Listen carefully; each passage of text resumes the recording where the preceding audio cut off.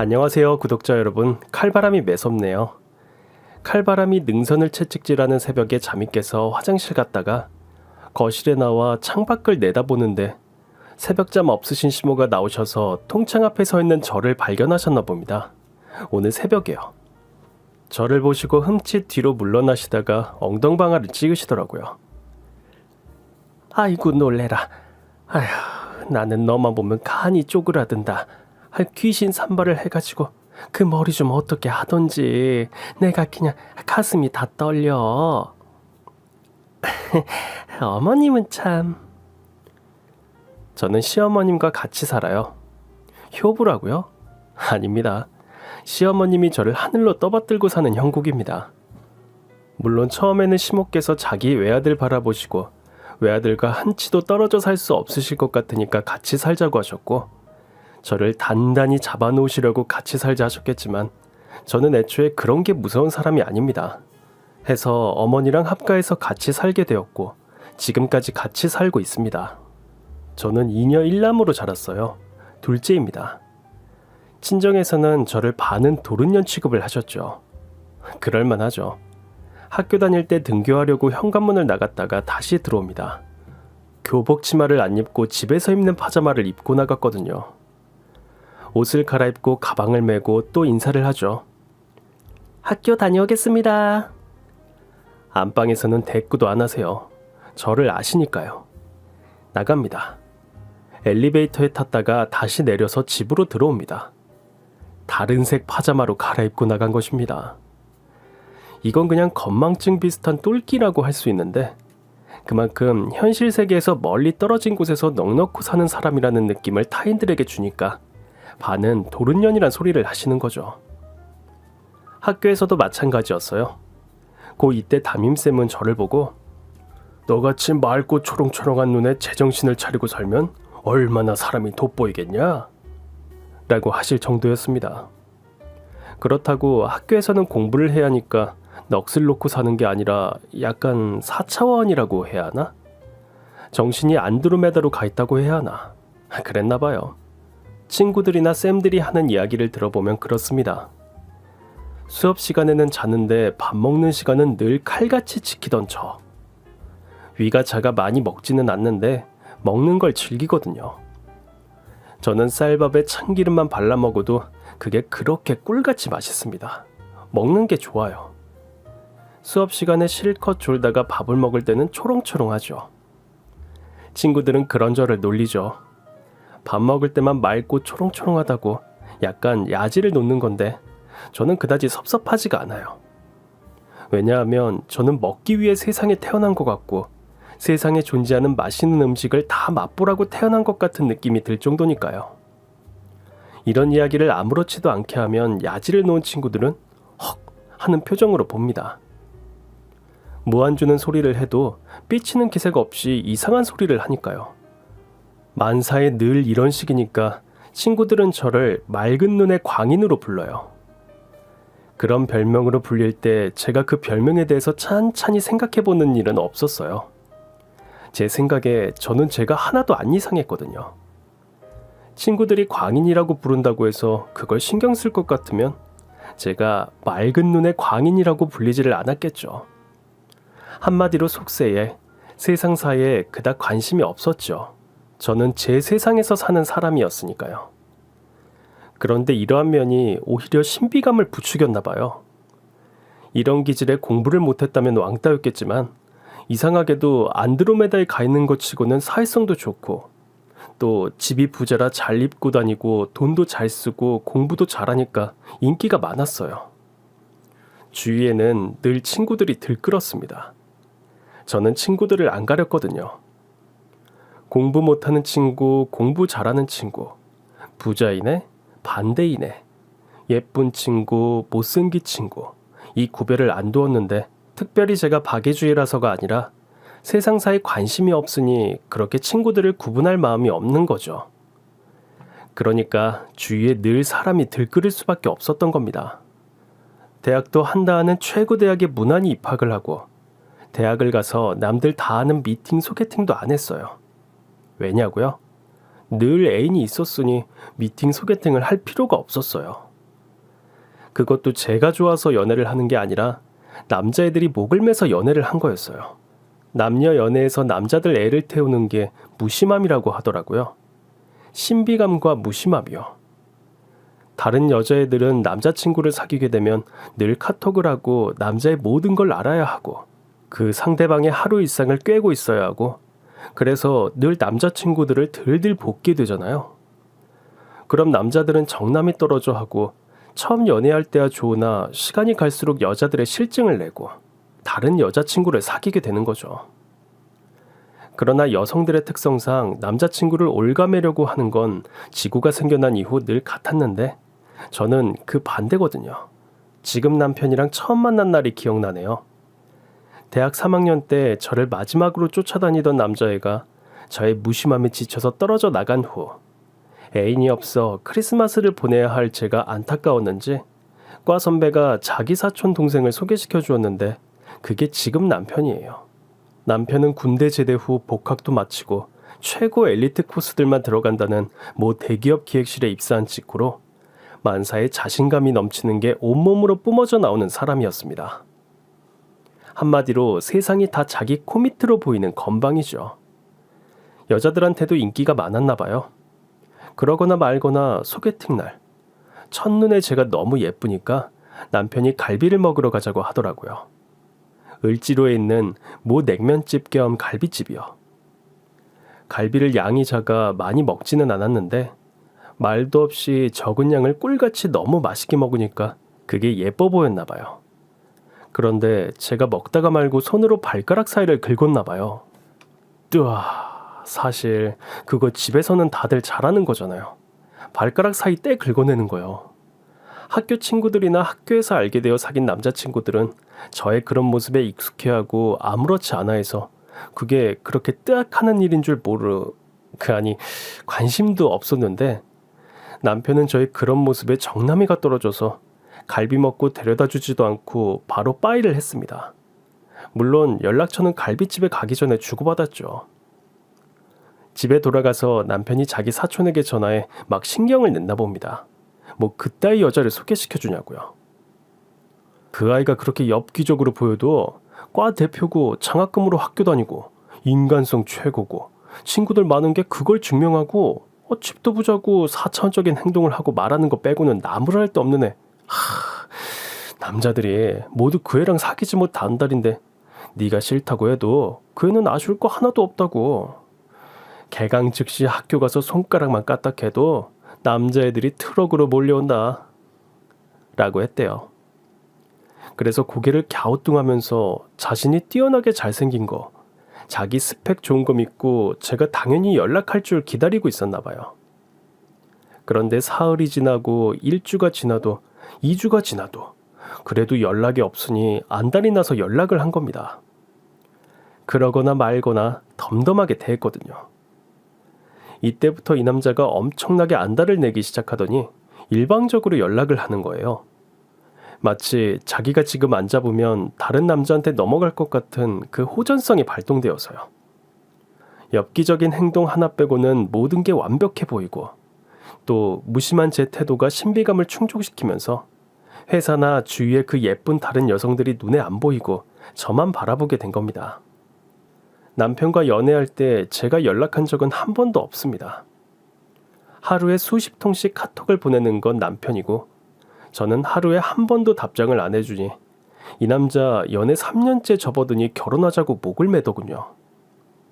사실 사귀고 얼마 안 되고부터 결혼 이야기를 꺼내기는 했지만요.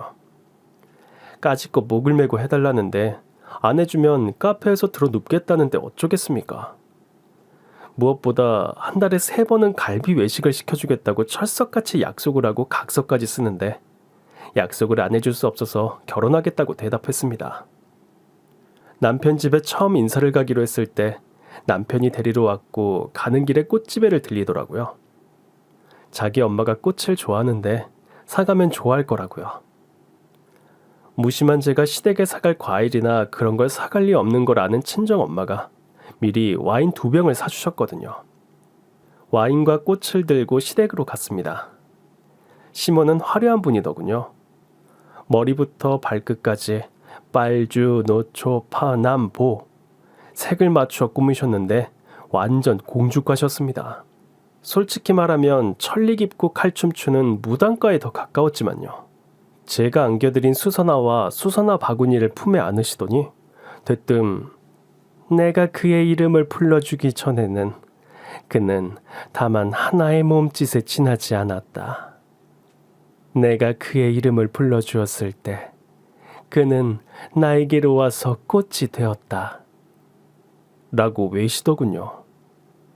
그 낯설고 닭살 돋는 느낌. 남들은 소름 끼치겠다고 하겠지만 제게는 닭살 돋는 것처럼 느껴졌습니다. 마치 가짜 무당이 큰 나무 밑에다 꽃을 주릉주릉 지나가는 사람이 걸어놔줘. 개에다 갖다 놓으면 애들이 그걸 갖다 집어다가 쥐 머리에다 꽂아. 돈 들어오라고 머리에다가 꽃을 꽂는 거거든. 그럼 그 사람 대신 죽는 걸로 치는 게야. 이런 무당 주문이 더 어울릴 것 같은 분위기랄까요.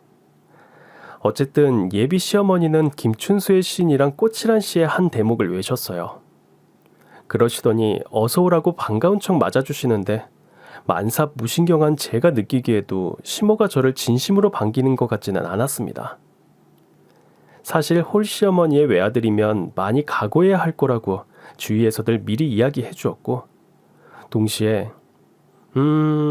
하긴 너 꺾을 사람은 세상에 드물지. 넌 왠지 걱정이 안 돼. 라고 했습니다. 뭐 제가 기가 세다거나 그런 게 아니라 그 어떤 성향의 드센 사람도 누를 수 있는 무신경함을 장착한 똑똑함 때문이겠죠. 멍청하고 무신경한 거와 똑똑하고 무신경한 거는 틀리니까요. 시모가 준비하신 스테이크로 식사를 하고 차를 마셨습니다. 가족관계나 어릴 때 자라온 이야기, 지금 사회초년생인데 이렇게 일찍 결혼하는 걸 후회하지 않을 자신이 있는지, 요즘 아가씨들 누가 25살에 결혼을 하려고 하냐며 저를 한심하게 보시더군요. 보시더니 갑자기 이마를 찌푸리시더니 인상을 그으시는 거예요. 너는 어른 어려운 줄 모르는구나. 어떻게 장내 시어머니랑 눈을 똑바로 마주치고 이야기를 듣는 게냐? 어른이 말씀을 하시면 눈을 다소곳이 아래로 하고 말씀을 들어야지. 라고 하시더라고요. 그때서야 알아챘습니다. 제가 평소대로 사람 눈을 똑바로 바라보고 어머님 말씀을 듣는 거라는 걸요. 남편이 그때 거들어주더군요. 엄마, 얘는 원래 이래요. 뭐 특별히 나쁜 뜻이 있어서가 아니라 그냥 사람 말을 주의 깊게 열심히 듣는 게 이렇다는 걸로 이해해 주세요. 하는 겁니다. 그러니까 시모께서 대뜸 이런 모자란 녀석. 결혼도 하기 전에 지 아낙 편드는 게야? 자고로 어머니 앞에서는 어머니 편들고 집사람은 베개님 머리 송살하고 이부자리에서 다독이는 것도 모르고 아이고 이놈이 하시고는 제게 그러시더군요. 너 못 배워도 한참 못 배웠다. 눈 얼른 밑으로 못해? 아휴, 눈 크기도 보통 애들 2배나 되는 게 그렇게 똑바로 장내 시모 눈을 바라보면 어떻게 하겠다는 게야? 너 지금 나랑 기싸움 하자는 거야? 그래, 어디 한번 해보자. 응? 한번 누가 이기나 해보자. 나도 눈 크기는 너 못지않아. 왜 이래 이거? 하시면서 눈을 부라리시는데 왜 그렇게 웃기던지요. 순간 저는 빵 터졌고 대굴대굴 굴렀습니다. 제가 절절 매기는커녕 대굴대굴 구르니까 시몬은 기분이 더욱 나쁘셨나 봐요. 너 지금 하는 거 보니까 눈알 희번떡이는 것도 그렇고 혼나도 무서워하기는커녕 어려운 줄도 모르고 시댁 거실에서 대굴대굴 구르고 말이야. 너 보통 기가 센 애가 아니구나. 그래, 어디 하고픈 대로 해봐라. 어디 네가 기가 센가 내 기가 더 센가 앞으로 한번 해보자고. 하시는 거 보니 결혼을 불허하실 생각은 없으셨던 것 같아요. 어느 정도 제 조건이 마음에 드셨으니 오라고 하셨고 남편 마음이 절절한 걸 아니 또 허락할 수밖에 없다는 것도 알고 무엇보다 시댁은 남편 조건 하나 좋은 거 외에는 겨우겨우 44평 아파트 하나만 가지고 있고 재산이란 것도 없는데 저희 친정은 막강했으니까요. 사실 결혼은 남편이 하자고 졸랐지만 집은 저희 집에서 해주신다고 하셨거든요. 남편 자존심상 전세 대출 받아서 자기가 갚아 나가겠다고 큰 소리 쳤지만 우리 부모님은 원체 너그러우시고 그 많은 재산 자식들에게 안 쓰고 가면 누구에게 쓰겠냐는 분들이니까요. 그런데 사실 우리는 전세 대출 받을 필요도 친정 도움을 받을 필요도 없었어요. 시모가 살고 계신 아파트로 들어갔으니까요. 시모께서 같이 살자고 하셨거든요. 요즘 시모랑 같은 집에 사는 거 새 신부들도 싫다 하겠지만 시모 자리가 더 싫다고 한다. 누가 며느리 시집살이를 하려고 하겠니? 하지만 나는 내 아들 24평짜리 전세에서 사는 꼴 못 보고 너 지금 스테이크 접시 옮기는 거 보니 집에서 라면 하나 제대로 못 끓여본 솜씨 같은데 맞지? 물으시더군요. 저는 솔직히 대답했습니다.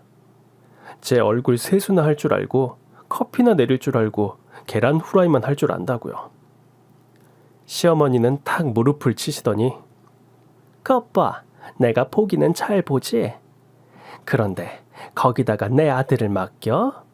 내 아들은 내가 버릇을 그렇게 들여놔서 새벽에 일어나 밥을 먹고 출근해야 하고 위장이 워낙에 약해서 밖에서 조미료 들어간 음식을 두 끼만 먹어도 탈이 나는 애야. 그런 애를 너한테 맡겨? 내 자식 죽일 일 났니? 라고 하셨어요. 그러더니 제 의견을 물으시는 거예요. 같이 살면 직장 다니는 네가 좋으면 좋았지 나쁠 일은 없다고요.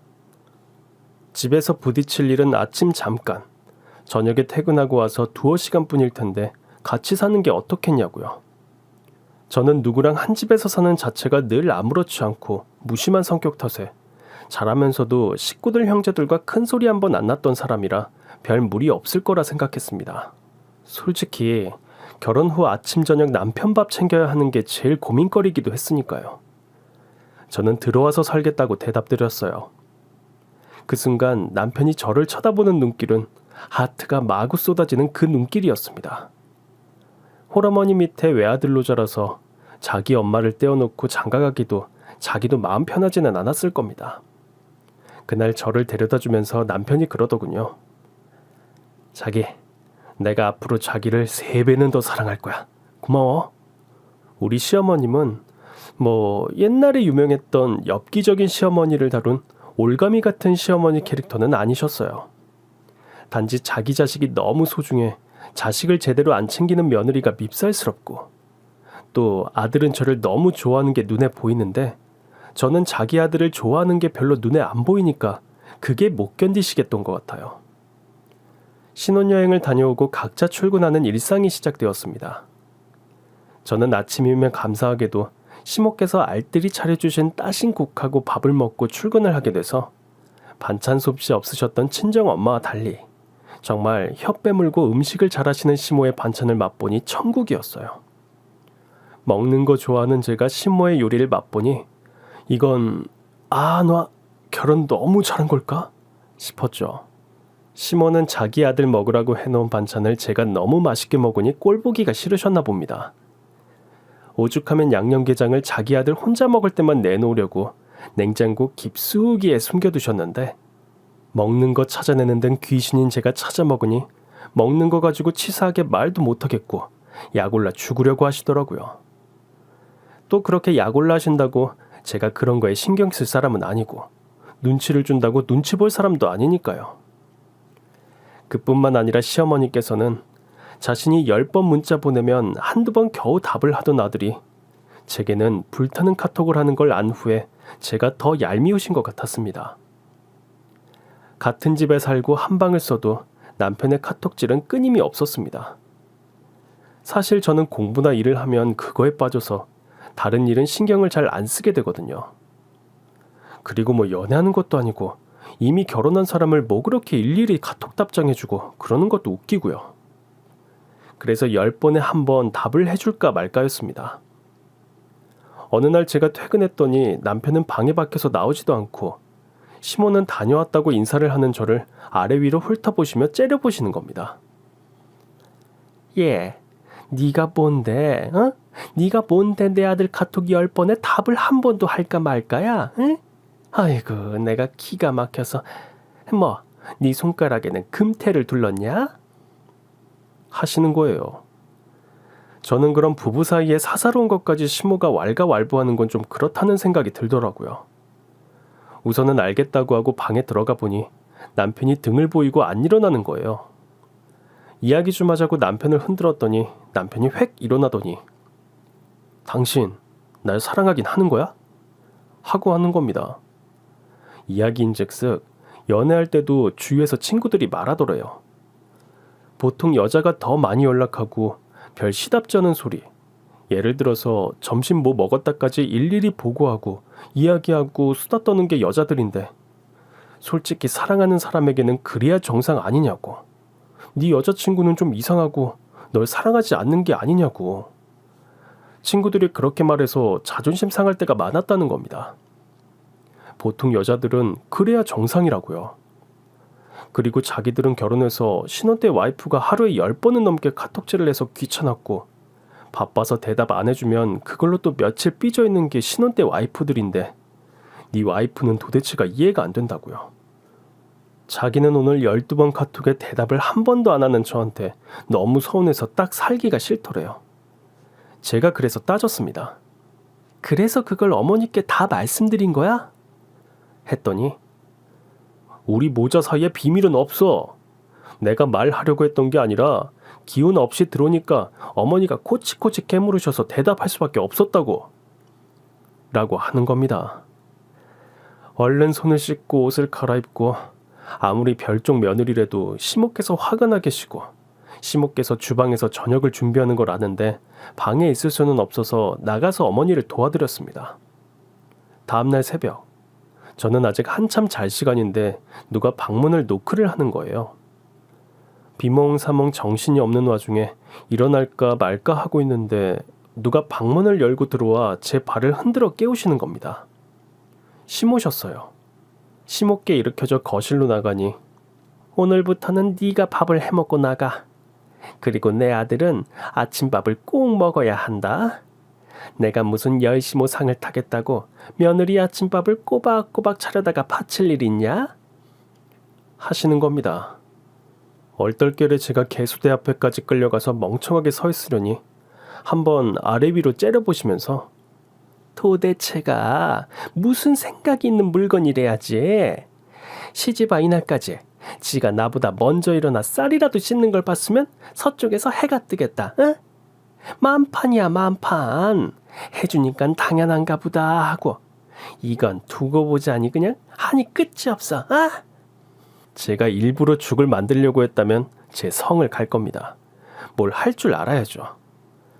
핸드폰으로 검색해서 쌀 물량 검색이라도 했으면 됐으려만 그렇게 할 생각도 못하고 시모께서 이미 밥솥에 담아둔 쌀이 물컵으로 1개 반쯤 되고 나니 거기다가 물을 부으면 되겠지 하고 밥솥 3분의 2는 되게 물을 부어서 밥통에 집어넣었습니다. 그리고 꼭지를 돌리니 닫혀지고 취사를 눌렀습니다. 예쁜 여자 목소리로 백미, 취사가 시작됩니다. 하니까 오, 반은 됐구나 싶어서 신이 나서 거실 소파에 가서 드러누워 잠이 들어버렸어요. 신나게 자다가 말고 저는 잠을 깰 수밖에 없었습니다. 아이고 세상에나 마상에나. 시어머니께서 빽 지르는 소리에 눈을 뜨고 앉았더니 밥솥을 들고 제 앞에 오셔서 제 코앞에 들이미시는 겁니다. 너 이걸 지금 밥이라고 한 거냐? 잠결에 들여다봤더니 밥이 아닌 죽이 됐더라고요. 그날 아침 우리는 죽을 먹어야 했습니다. 저도 나름대로 속이 상해서 어머님께 저는 진심으로 밥을 안 쳤어요 어머니. 물량을 알려주셨으면 안 그렇게 되죠. 물을 그만큼 부어야 되는 줄 알고요. 시어머니가 수저를 탁 놓으시더니 자신 주먹으로 자신의 가슴을 한 번 치더니 아이고 훌륭하시오. 거기다가 물을 붓는 건 또 어찌하셨대? 왜? 그냥 맨살로 취사를 누르시지? 라고 하시는 겁니다. 아이고 내가 앓느니 죽는다 죽어.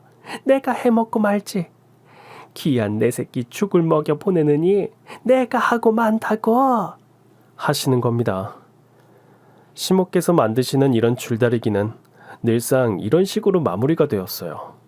그날 저녁에 집에 와보니 시모께서는 남편이 좋아하는 코다리 무침을 해놓으셨더군요. 한상 그득하게요.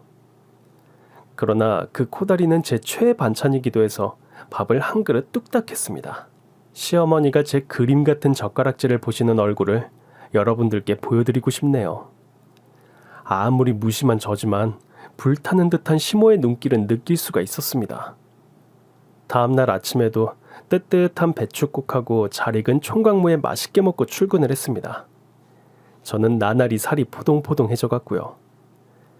시어머님이 저를 못마땅하게 여기시는 부분들은 많지만 그 대표적인 게 옷 문제입니다.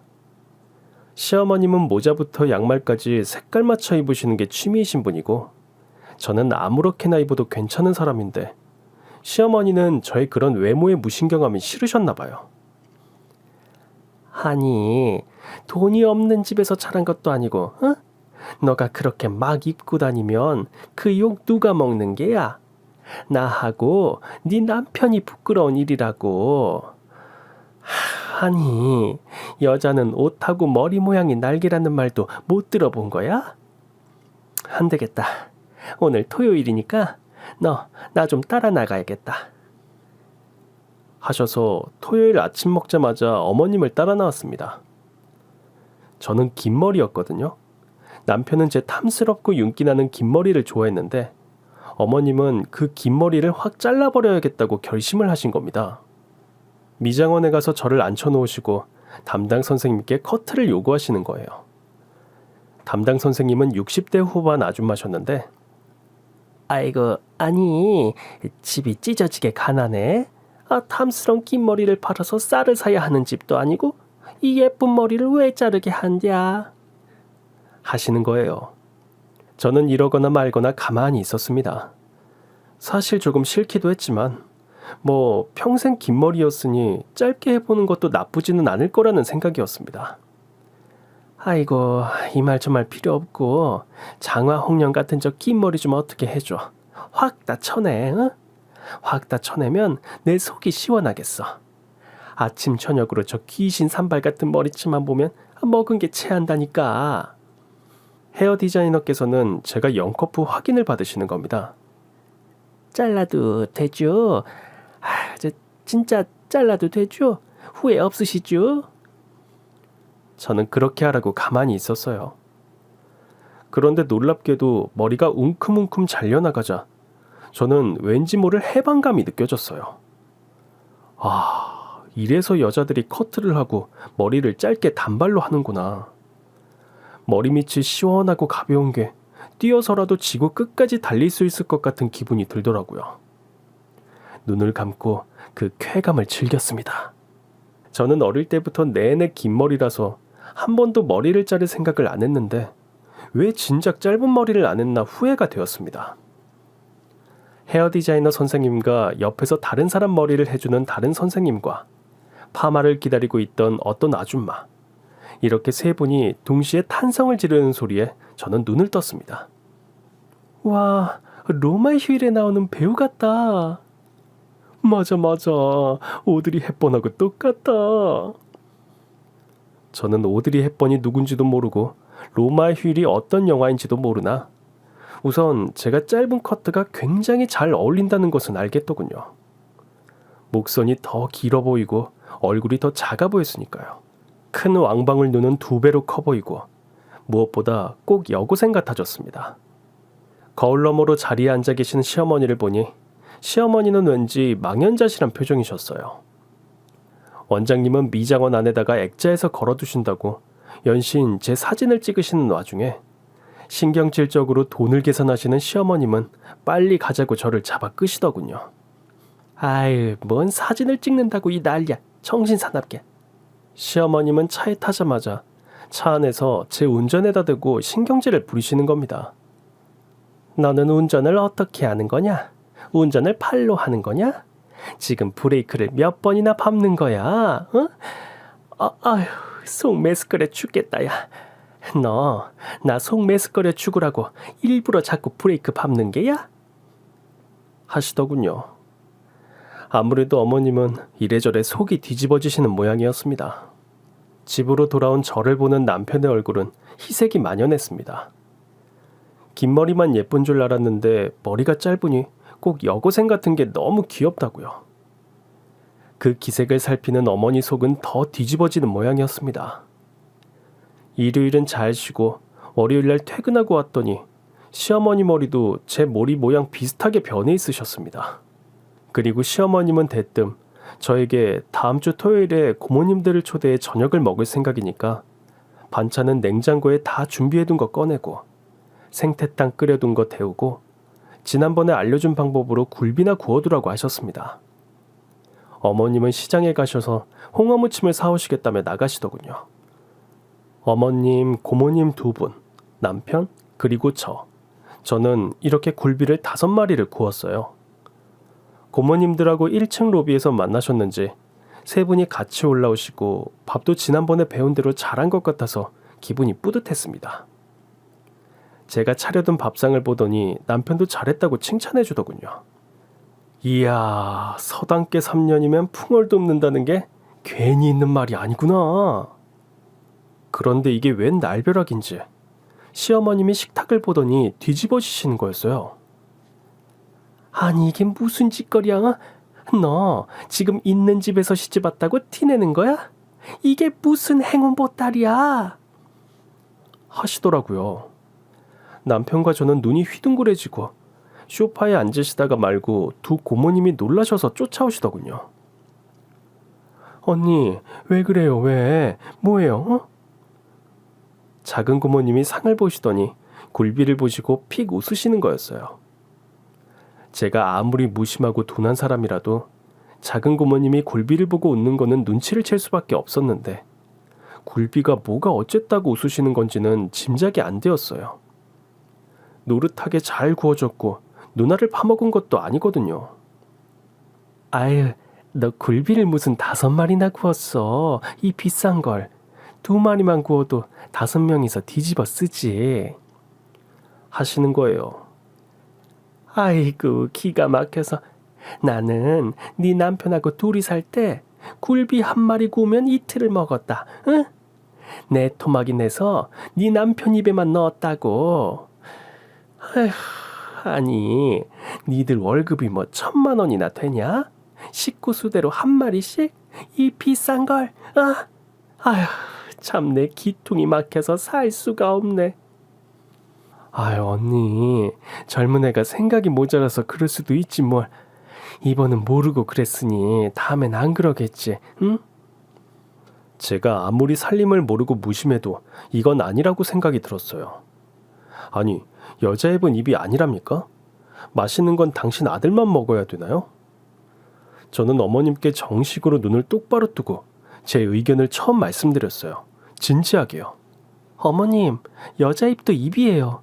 지금이 조선시대도 아니고 음식 가지고 남녀차별하는 건 아니라고 생각해요. 말씀을 드렸더니 시어머니 눈이 뒤집어지시더군요. 정식으로 말대답을 한 거는 처음이라서요. 너 지금 나한테 말대답하는 게냐? 이게 어디서 배워먹은 버릇이야? 어머님, 이거는 말대답이 아니고 제 의견을 정식으로 드리는 겁니다. 이건 정말 아니에요. 어머니도 여자잖아요. 분위기는 썰렁해지고 우리 모두는 식사를 시작했습니다. 저는 정말 모래알을 씹는 기분이었습니다. 태어나 이런 기분 처음이었어요. 4차원 세상에서 살던 제가 생선 쪼가리 가지고 이런 분란을 만들고 가족들에게 큰 소리를 낸 거죠. 저는 제 자신이 싫었고 또 저를 이렇게 만든 어머니가 싫어지려고 했습니다. 즐거워야 할 식사 시간은 말 한마디 안 주고받는 침묵 그 자체였습니다. 그때 그 침묵을 깨고 시어머님이 낮게 한 말씀 하시더라고요. 네가 아무리 있는 집에서 시집을 왔어도 말이야. 그때 남편이 수저를 내팽개치며 자리에서 벌떡 일어서더군요. 엄마 어지간히 좀 하세요. 그깟 굴비가 뭐라고 한 말씀 하시고 또 하시고. 그리고 그게 있는 집에서 시집 온 거랑 무슨 상관이에요. 그런 상처 주는 말씀을 하시는 건 어른의 태도가 아니라고 생각해요. 정말 지긋지긋해요. 하고 방으로 들어가 버리는 겁니다. 그때 시어머니는 수저를 벌벌 떠시더군요. 남편이 시어머니께 큰 소리를 낸 건 처음이었나 봅니다. 시어머니는 울컥 울음을 터뜨리시고 고모님들은 더욱 당황해서 어머니를 달래시고 정말 엉망진창 식사였습니다. 한 이틀 우리 집 분위기는 최악이었어요.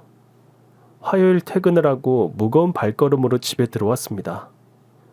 와서 집옷으로 갈아입고 방에서 나오는데 누가 벨을 누르는 겁니다. 작은 고모님이셨어요. 마침 작은 고모부님 거리처에서 최상품 굴비가 선물로 들어왔는데 굴비로 사단이 난 이 집에 가져와야겠다는 생각이 들어서 그래서 직접 가져오셨다며 활짝 웃으시는 겁니다. 그때 우리 집 식구들은 모두 방글에 웃었습니다. 작은 고모님은 시집 가기 전에도 집에서 감초 역할을 톡톡히 했다더니 정말 아름답고 재치 있는 분이셨어요. 왜냐하면 며칠 후 시사촌 동서가 알려주신 바에 따르면 작은 고모님 심부름으로 시사촌 동서가 인터넷에서 최상품으로 주문한 거라네요. 우리 집에 가져다 줄 생각으로요. 작은 고모님을 보면서 저도 이 다음에 저런 재치 있고 따스한 어른이 되리라 잠깐 생각을 했고 저도 매사에 좀 생각을 하고 살림을 해야겠다고 느꼈습니다.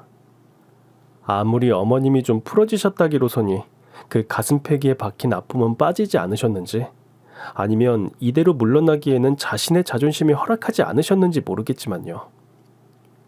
며칠 후 퇴근을 하고 저녁을 먹고 저는 바빴습니다. 다음날 회사 차원에서 하는 자선 행사에 내놓을 옷을 정리하고 있었거든요. 그러니까 여러 번 입은 옷 말고 산지 얼마 안 되고 한두 번은 입었을까 말까 한 옷 중에 제일 좋은 옷을 각 집에서 몇 벌씩 가져와 회사 구내식당 옆에서 직원들에게 싸게 팔아서 그 돈으로 어린이들 있는 시설에 보내는 그런 운동을 우리 팀에서 주축이 돼서 하는 거거든요. 그런데 시어머님이 자신의 옷을 20벌이 넘게 가져다 주시는 거예요. 어머니는 멋쟁이답게 쓸만한 옷이 많았고 자기가 살이 쪄서 못 입는 게 너무 많다고 하시는 겁니다. 사실 시어머님 몇 년 전 사진하고 지금 보면 살이 찌기는 하셨더라고요. 저는 감사하다고 옷을 개서 내일 가지고 나갈 쇼핑 가방에 넣었습니다. 다음날 새벽에 일어나 전날 어지러운 옷들 다시 정리하고 밥을 먹고 출근을 준비하면서 쇼핑백을 가득가득 들고 1층 주차장에 남편과 옮기는데 시어머님이 안방에서 쫓아나오시는 거예요. 아이고 얘 잠깐 있어봐. 나 지난주에 갯돈 탄 거 니네 이모부 사업이 쪼들려 이모한테 빌려주려고 챙겨두었는데 그게 없어졌다 야. 남편은 쇼핑백을 계속 챙기면서 어디 있겠죠. 찾아보세요. 저희 바빠요. 하는 거예요. 내가 안 찾아보고 지금 이러겠냐. 내가 새벽에 밥하다가 생각나서 천정에 넣어둔 봉투를 꺼내서 내 지갑에 넣었단 말이다. 응? 내 지갑이 통째로 없어졌다고. 그러시더니 제 앞으로 슬금슬금 오시더니 너 왜 그렇게 서둘러? 아직 7시밖에 안 됐는데, 응? 하시는 겁니다. 저는 시어머니의 눈빛이 왠지 싫어서 시어머니가 싫어질 때면 웃어드리는 웃음을 맑은 눈으로 웃어드렸어요. 어머님 다녀올게요. 저 오늘 빨리 출근해서 행사 준비해야 돼요. 했더니 어머님은 지지 않으시고 제 팔을 낚아채시면서 너 그 짐들 다 내려놔봐 잠깐. 그리고 차에 가져간 쇼핑백도 가져와. 하시는 거예요. 저는 순간 기분이 찜찜하고 이건 뭔가 잘못 걸렸다는 느낌이 확 드는 거였어요. 이럴 때는 그냥 모든 걸 다 내려놓고 어떻게 하시나 봐야겠다는 생각이 들더라고요. 여기서 뭔가 제가 액션을 취하거나 하면 그게 오히려 상황이 더 나빠질 수도 있다는 4차원적인 직감이라고 해야 하나요? 우선 들고 있던 짐을 내려놓고 제 가방도 내려놓았습니다. 순간 남편도 이 상황을 직감했는지 얼더군요. 사실 결론이 누구 잘못으로 날지 모르는 상황에서 남편이 입을 여는 건 경솔한 행동이었을 테니까요. 시어머니는 그때부터 달려들어 제 짐을 뒤지기 시작하는 거였습니다. 역시나 예감은 무섭다고 작은 쇼핑백 면티 넣은 데서 어머님 지갑이 나오더군요. 저는 순간 헛웃음이 나왔습니다. 이 면티 넣은 작은 쇼핑백은 제가 새벽에 마지막으로 정리해서 잘 아는데 면티 3개만 들어있어야 맞는 거거든요. 오지게 걸려든 거죠. 어머님은 지갑을 꺼내 남편 앞에서 흔드시며 이것 봐라 이거. 내가 이럴 줄 알았다. 경식아, 너 이거 어떻게 생각하냐? 내가 다른 건 다 참아도 이 짓은 못 참겠다. 세상에 집에다가 생도둑을 키울 수는 없잖느냐. 아니 부잣집 딸이 있는 집에서 시집와서 이게 무슨 해괴망측한 짓이야 하시는 거예요. 당신 무슨 말이라도 해봐. 말해봐. 이게 뭐야? 저는 순간 아무 말도 하기 싫어졌습니다.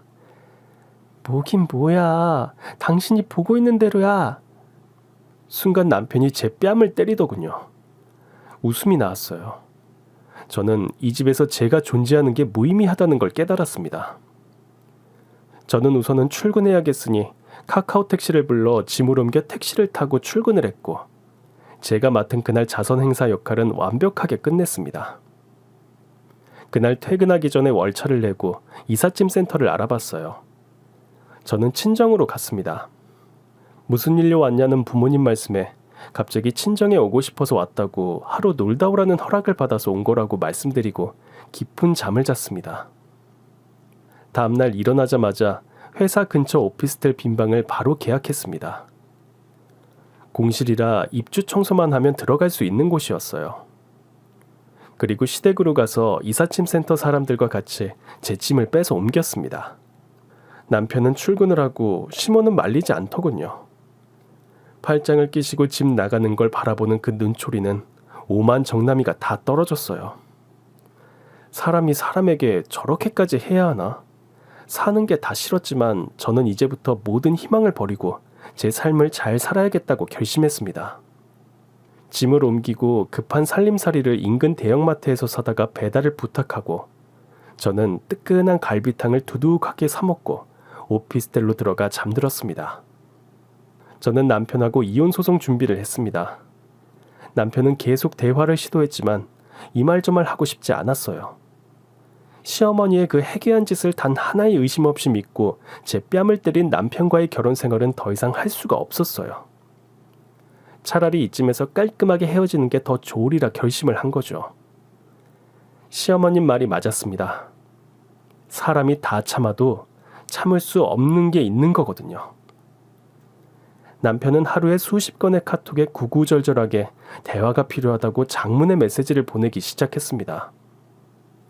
뺨을 때린 것도 사과하고 자기의 경솔함도 사과하고 별의 별말을 다 했지만 여러분, 4차원적인 사람이 현실 세계에서 한번 틀어지면 그것도 무섭거든요.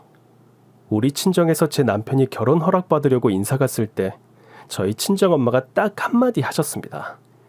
제가 저렇게 정신은 반은 외출한년같이 헤헤거리면서 웃고 뭐든지 오케이 오케이 해도 한번 울뚝 뺄라면 그거 아무도 못 말려.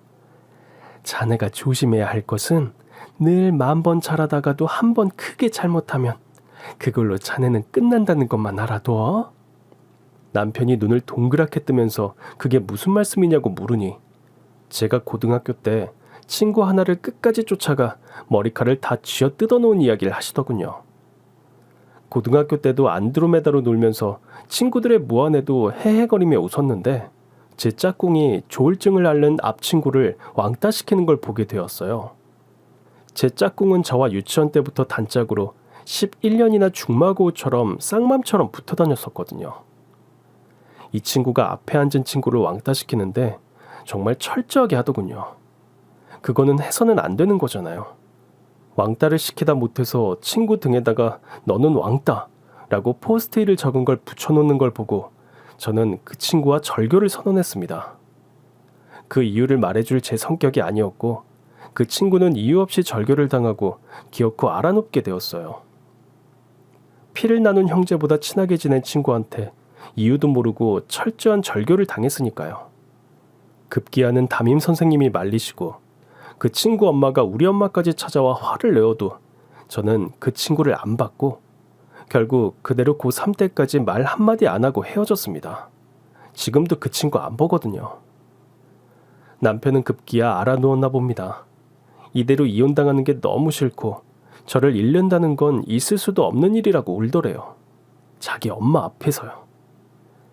자기 아들이 앓는 게 심상치 않고 출근도 안 하고 일주일 사이에 살이 3, 4kg가 확확 빠지자 시어머님이 도저히 안 되겠다 싶으셨는지 안절부절을 하셨답니다. 그 와중에도 갯돈 탄 걸 빌려간 시모님이 남편 사업이 어떻게 될까 전보러 가는 데를 시어머님이 따라가셨대요.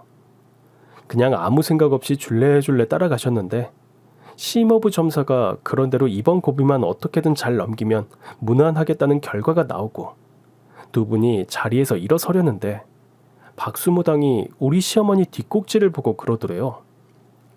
아유, 그 아줌마는 거 참 생긴 게 굴러들어온 호박덩어리를 그냥 내치는 팔자시구만 라고 하시더래요.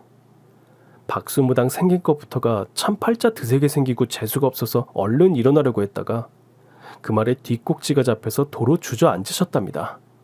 이게 무슨 기분 나쁜 말일까 싶어서요. 앉았더니 아줌니, 집터에 지금 호박덩어리가 굴러나간 것 같은데 최근에 뭐 물건 가져다 버린 거 있어? 있으면 얼른 다시 주워와 하더래요. 그래서 얼핏 제가 생각나서 제 생년월일과 남편 생년월일을 대면서 둘이 결혼을 시킬 생각인데 다른 데서 사주를 봤더니 너무 궁합이 안 좋아서 파혼할까 어쩔까 생각 중이라고 말씀하셨대요. 사주를 들여다보시며 쌀알을 한 움큼 잡아 상의에 쫙 펼치던 박수무당이 그러더랍니다. 와, 이 여자 사주는 당신 조상의 영신이야. 당신네 집안 오대조 할머니의 영신이시었구만. 그 오대도 할머니는 맑은 눈과 명미남이 하늘에 닿는 사람이야. 그래서 정직간에 있는 쌀 항아리에 쌀알은커녕 보리쌀알 한 톨 구경할 수 없는 집안의 소녀러시지봐. 홀홀 단신으로 덜 떨어진 신랑을 공부시켜 과거 시험에 내보내 급제시키고 집을 천석 거두는 집으로 만든 그 오대조 할머니 영신. 이거 호박덩어리니까 꽉 잡아. 내치지 말고. 왜 이걸 반대해? 나중에 어떤 후회를 하려고? 라고 하더랍니다. 그날 시어머니는 제게 카톡을 구구절절하게 37번을 넘게 하신 후에야 제 답을 받으셨고 제 오피스텔로 쫓아와 엎드려 비셔서 저를 모시고 집으로 돌아오셨습니다. 그날 이후로 1년 시어머니는 저를 오대조 할머니를 보필하시듯 저를 모시고 사시죠. 제 파란만장한 결혼생활 겸 시집살이 얘기는 여기까지입니다. 긴 시간 제 얘기 들어주셔서 감사하고 추운 겨울 건강관리 잘하시고 항상 행복하세요.